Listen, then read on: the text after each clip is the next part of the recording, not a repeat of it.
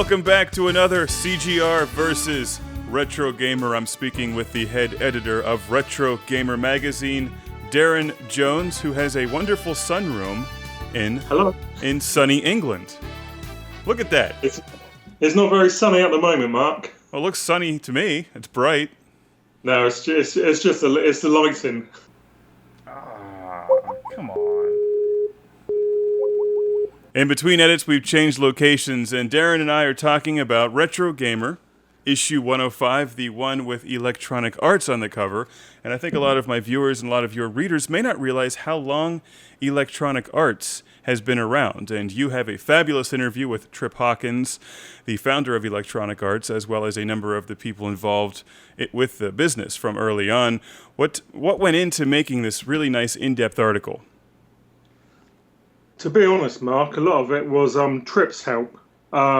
We've interviewed him, and I've stayed in touch as a result ever since I was first on Games TM. So I've known him via email for about 7 years now, and we wanted to do something to celebrate EA's 30th anniversary. Unfortunately, the current EA didn't really want to get involved, which seems a bit strange, but the only thing I can think of is at the time they were the guys in America. You'd voted them one of the worst companies around.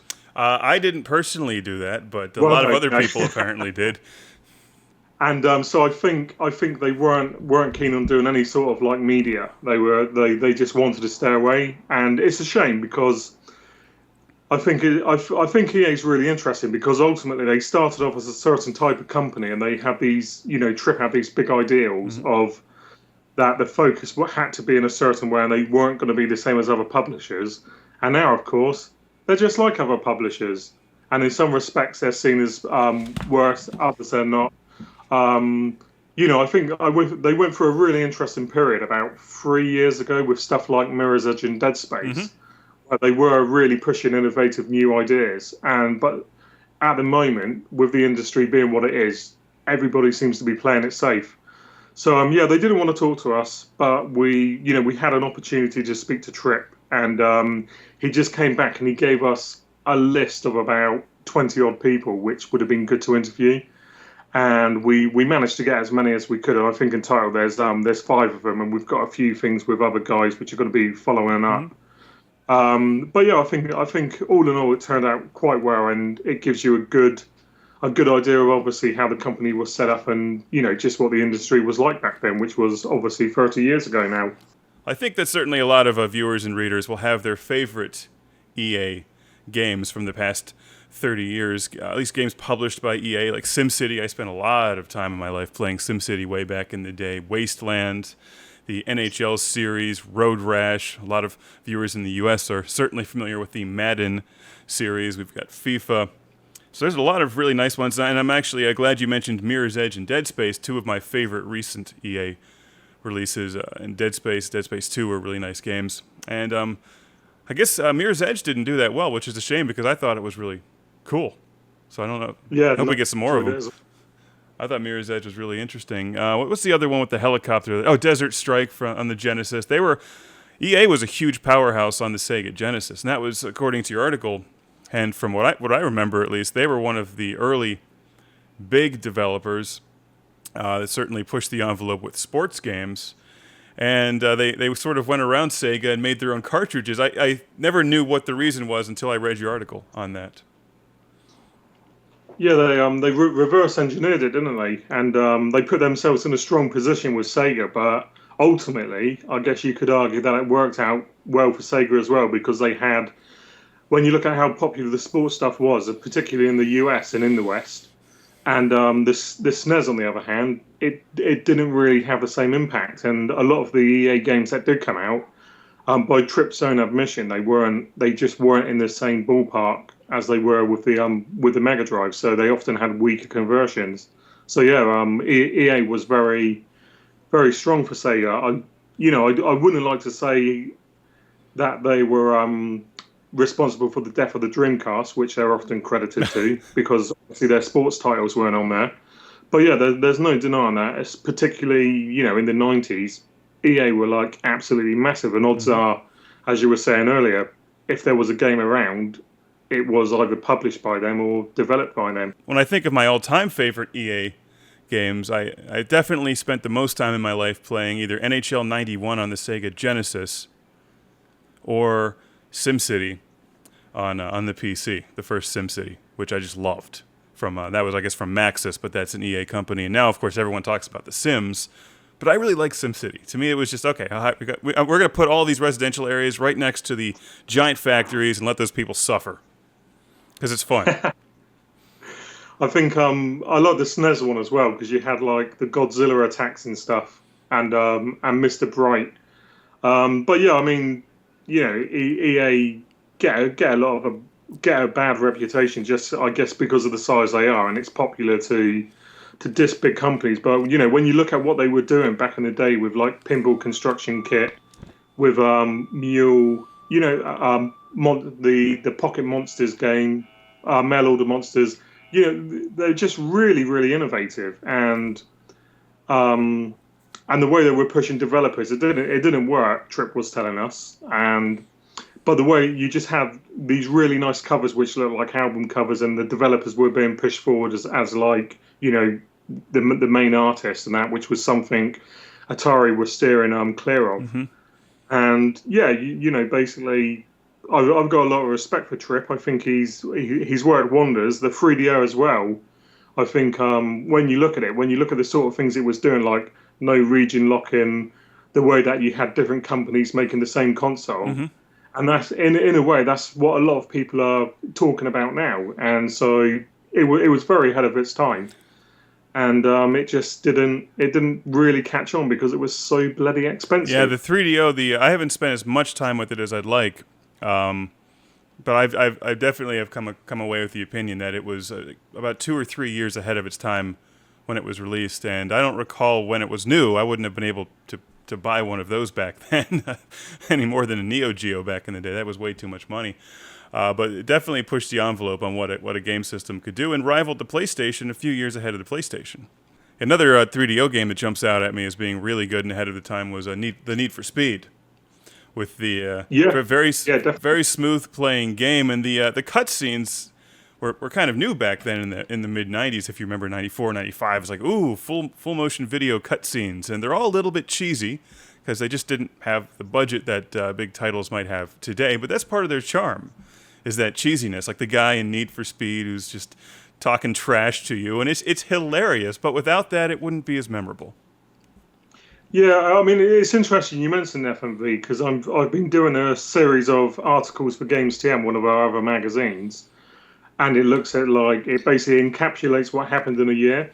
And I'm currently round about the mid 90s where, multimedia was a really big thing, CD-ROM based technology.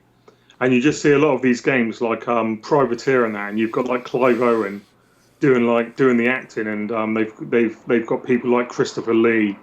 And it's just really interesting that again they were trying new stuff. It didn't always work, mainly because of the compression. Yep. And just really, really terribly shitty acting. But, if I'm honest, yeah, it's true. But that's just what makes them funny. It's really interesting, and it's just the way. I do find it fascinating how games progress, and I guess ultimately you've got companies like EA who are always driving that technology. Mm-hmm. Another big game, which I guess is now a series for them. I have to say I haven't even played the new one, but the original Syndicate was just mind blowing because it captured that early to mid '90s techno-punk style. It was just slightly ultra violent enough with flamethrowers and machine guns, and just the insanity of being able to persuade this group of people to walk around with you, and that was just a brilliant game. I didn't even know, actually, until I read your article. I guess it's not one of those things I ever thought about, because how many people really think about who published a game? I mean, you don't usually think about the publisher so much as the game title itself, but Wasteland is another game that I spent a lot of time playing on the PC back in either junior high or early high school, and just loved Wasteland, and thanks to your article, I knew that was published by EA here, and you got a nice feature. I mean, it's not just a couple pages. You've got like 15 pages devoted to this. 30 years of EA, where you chronicle some of their best games over the 30 years. We've got Trip's Journey. We've got to look at some of EA's defining franchises. Obviously, John Madden Football is one of the biggest ones. And I remember playing that game in '91 with some friends from high school where we would literally just put it on autoplay and bet on it. Obviously, we had way too much time.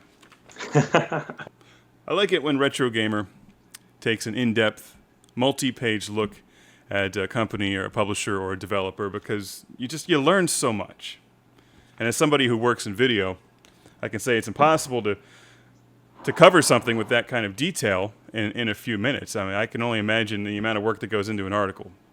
As you get a lot more information when you read it than when you speak it or watch it. Yeah, I mean, it's a tricky one because ultimately, you could argue that a company like EA deserves an entire magazine devoted to it, to give the full story. But you only have so much space, and you just have to decide what stuff you want to focus on, and then you just really take it from there. And a lot of it as well comes down to getting interviews. I mean, ultimately, we could have just done a 6-8 page story on EA, just using information which is readily available on the internet. But I always think that it's far better to find out what's happened from the actual people who were there at the time, rather than just hear me saying, "Oh yeah, EA, weren't they great? This is what they did." It's just not the same. So, we have a few articles like that, but I think one of the good things about Retro Gamer is that a lot of the information we have, if you don't read it in our mag, you don't read it anyway because it doesn't exist. So it's quite cool, really. That's why I always encourage viewers and encourage friends to subscribe to Retro Gamer. And I appreciate that. Because it's not, so much. I see a lot of reviews, what I call corporate reviews. Just the ones where they've clearly just read either Wikipedia or somebody else's review on Amazon and put something together really fast with a bunch of just common knowledge facts and gloss over it with very little personality. And that just doesn't feel the same as actually watching something or reading something from somebody who either cares about it or actually did the research themselves or played the game. Well, it just comes down to passion, I guess. I mean, the same thing can be leveled at your show. At the end of the day, one of the main reasons why you got so many subscribers is that people can see how passionate you are about games. And one of the things I always say with Retro Gamer is that I don't necessarily write from up here. I write from here, and I think as well because of the ages we are, we've lived through pretty much most of the big important gaming stuff. So it gives you more of a sense of where games are and where they've been. And I have pet hates where you'll read current reviews and they'll talk about a game. And they'll say things like, "Oh, Castlevania, Lord of Shadows, great game, but it's not a Castlevania game." And it's like, well, you're only saying that because you've only been around for the last 10 years, and all Castlevania games have been Metroidvanias. Whereas if you go back to the SNES and that, you'll see that Lords of Shadow is pretty much templated on it.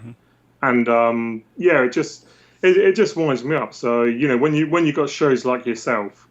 And you can just see how much you love video games, and that's why I carry on watching you, because it's just fun to see like-minded people just shoot the shit, as it were, and just enjoy themselves. Let's see what else we've got in here, Darran. Nice picture of the 3DO there. Do you have a 3DO? I did have one. Did it break? But again, one of the problems I've got at the moment is that I just don't have the room to store a lot of games, and I'm very fickle. So 1 minute, I'll start collecting something like the Dreamcast, and then I'll lose interest, and I'll get rid of most of the stuff, keep a few core games, and then I'll jump on the bandwagon or something else. And I blame YouTube for that, because when I first started on YouTube, you're watching all the collectors' videos, and you're watching people open up their stuff, and you're like, "Oh yeah, PC Engine, I want one of those." So you start looking online, and then you get your little package come in. And everybody's liking your videos and that, going, "Oh, what stuff you're going to get next?" Yep. And you're like, "Yeah, I'm going to buy some more stuff." And then you do another video, and then before you know it, you spend £400 on stuff you're not going to play. The head editor of Retro Gamer magazine, which you can find online at retrogamer.net. You can download the issues on the iPad. You can order a subscription, which I would recommend. And next time, We should talk about your Minority Report section, which I like a lot, as you cover the obscure games, many of which, or at least most of which, don't even have console releases. Yeah, that'll be quite fitting actually, because next month we've extended it to 4 pages, and we're doing it on the PC Engine. So, but yeah, I mean, one of the things with Retro Gamer is, you can't put everything in there, but because you obviously want the magazine to sell, you have to focus on the more popular stuff. So, Minority Report came about just to ensure that we could get some of the more quirkier titles in that you might not necessarily know or play, just to give a bit of lip service, as it were. But it's proven to be very popular, so we're looking at extending it to probably 4 pages for the coming issue. Darran Jones. Rory, it's a pleasure. And we will talk again soon. Take care, mate. See you soon.